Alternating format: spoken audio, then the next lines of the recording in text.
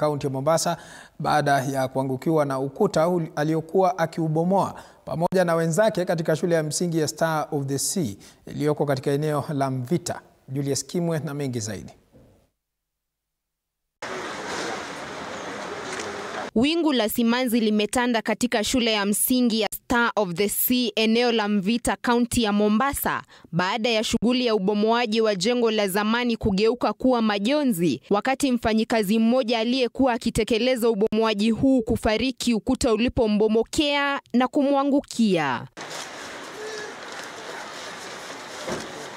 Kamanda wa polisi wa eneo la Mvita Nicholas Kemoi amedhibitisha tukio hili, huku akisema kuwa uchunguzi wa awali unaonyesha kuwa ukuta huo haukuwa imara, hali iliyochangia mkasa huo kutokea. Kulikuwa inaendelea upomozi wa nyumba mzee kwa minajili ya kujenga madarasa mpya.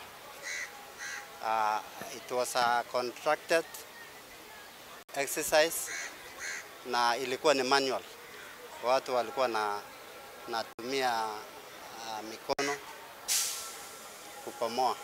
Kwa upande wake, naibu mkurugenzi wa kitengo cha maafisa wa usalama wa kaunti ya Mombasa Charles Changawa amesema kuwa uchunguzi wa kina umeanzishwa ili kubaini iwapo taratibu za kisheria za ubomoaji zilifuatwa.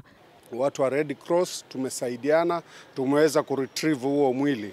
Kwa hivyo kwa sasa tumekabidhi kila kitu kwa serikali kwa uchunguzi.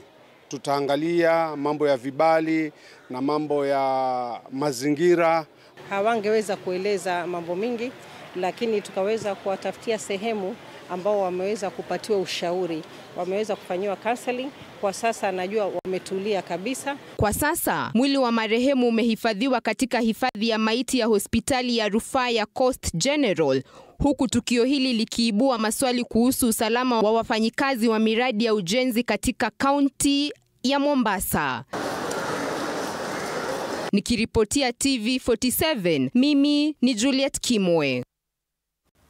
Naam, asante sana Juliet Kimwe kwa taarifa.